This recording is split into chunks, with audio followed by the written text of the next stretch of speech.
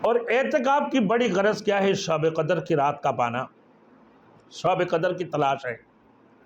اور حقیقت میں اعتکاف اس کے لیے بہت ہی مناسب ہے کہ اعتکاف کی حالت میں اگر آدمی سوتا ہوا بھی ہو۔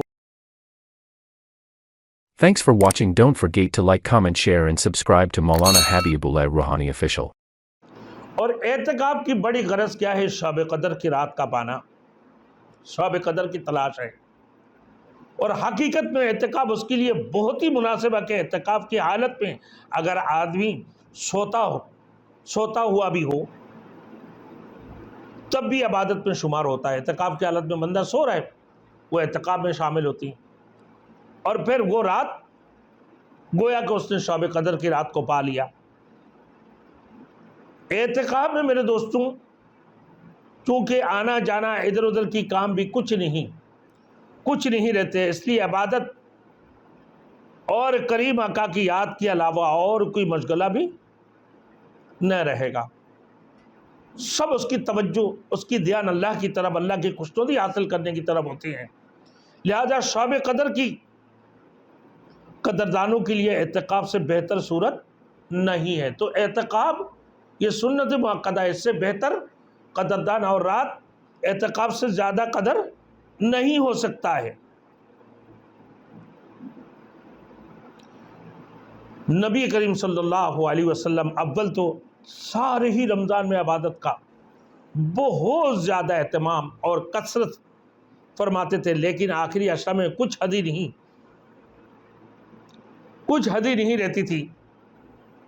رات کو خود بھی جاگتے کہ اللہ کے رسول پورے رمضان تو اعتکاف کیا کرتے تھے، لیکن آخری عشرہ میں اللہ کے رسول کی کوئی حد ہی نہیں رہتی کہ خود بھی جاگتے تھے، اپنے گھر والوں کو بھی جگانے کا اہتمام فرماتے۔ جیسا کہ مسلم بخاری کے حدیث میں ایک روایت میں حضرت عائشہ رضی اللہ تعالیٰ عنہ فرماتی ہے کہ آخری عشرہ میں حضور صلی اللہ علیہ وسلم لنگی کو مضبوط باندھ لیتے تھے، یعنی دھوتی کا مثال، اور راتوں کی احیا فرماتے تھے، یعنی راتوں کا اللہ کے رسول جگتے تھے اور اپنے گھر کے لوگوں کو بھی جگاتے۔ لنگی مضبوط بندھنے کا یعنی کمر بستہ ہو جاتے تھے اللہ کے رسول۔ اہتمام کی زیادتی، اللہ کے رسول کے اہتمام بہت زیادتی ہوتی تھی۔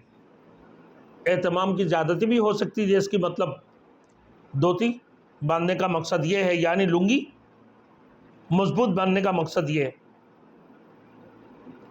اور اپنے امہات المومنین سے، اپنے بیویوں سے بھی بالکل یہ اعتراض بھی مراد ہو سکتا ہے۔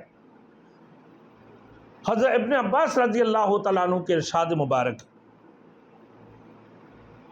کہ معتکف گناہوں سے محفوظ رہتا ہے، اعتکاف لینے والے تمام تر گناہوں سے محفوظ رہتے ہیں۔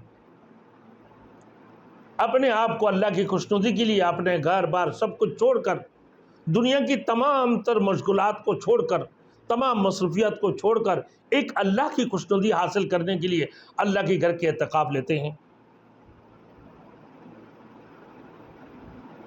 تو ہر گناہوں سے وہ محفوظ رہتا ہے، اور اس کے لیے نیکیاں اتنی ہی لکھی جاتی ہے جتنی کہ وہ کرنے والے کے لیے ہیں۔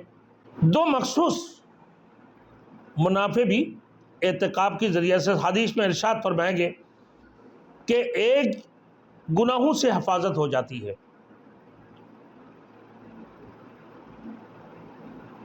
ورنہ میرے دوستوں بہت وقت ایسے بھی ہوتے ہیں، بسا اوقات کوتاہی اور لغزش سے ایسے اسباب پیدا ہو جاتی ہیں کہ اس میں آدمی گناہ میں مبتلا ہی ہو جاتا ہے۔ اگر اعتکاف نہیں لیے تو ایسے متبرک وقت میں وہ معصیت میں پڑنا، گناہ میں پڑنا کتنی بڑی ہے کہ جس میں ایک نیکی 70 نیکی کی برابر ہے، ایک فرض 70 فرض کی برابر ہے، تو اس گناہ بھی تو ڈبل ہوگی نا بھائی۔ تو میرے دوستوں اس متبرک مہینہ سے اگر معصیت میں بڑا پن پڑ جائے، کس قدر ظلم عظیم ہے۔ اعتکاف کی وجہ سے ان سے امن اور حفاظت رہتا ہے، انسان امن اور حفاظت رہتی ہے۔ دوسرے یہ کہ بہت سی نیک اعمال جیسا کہ جنازہ کی شرکت کرنے سے، مریض کی عادت وغیرہ ہے، یہ سارے چیزوں سے وہ محروم رہتے ہیں۔ اللہ رب العزت جب وہ اعتکاف لیتے ہیں تو وہ مسجد میں بیٹھے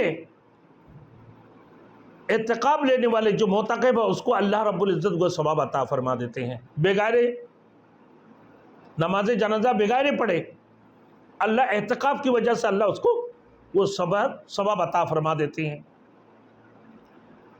اور اسی طریقہ سے مریض کی عادت کرنا بہت بڑی ثواب ہے، وہ مریض کی عادت سے بھی محروم رہا اور اس کی اعتکاف کی وجہ سے اللہ رب العزت مریض کی عادت کی ثواب بھی اس کو عطا فرما دیتے ہیں۔ تو اعتکاف کی وجہ سے جن عبادتوں سے رکا رہا ان کا اجر بغیر کیے بھی اس کو ملتا رہے گا۔ اللہ اکبر، کس قدر رحمت والی بات ہے اور کس قدر فیاضی والی بات ہے میرے دوستوں، کہ ایک عبادت آدمی کرے اور 10 عبادتوں کا اس کو ثواب مل جائے۔ ایک ہی عبادت کی ہے اعتکاف کی اور 10 عبادت کے اس کو ثواب مل گئے۔ یہ اللہ کی رحمت ہے۔ اللہ رب العزت بہانہ ڈھونڈتے اپنے بندوں کو دینے کے لیے، تھوڑی سی توجہ اور مانگ سے دعادار برستی ہے، اللہ رب العزت اس کو جو ہے اپنے رحمت اس کے اوپر برستے رہتے ہیں۔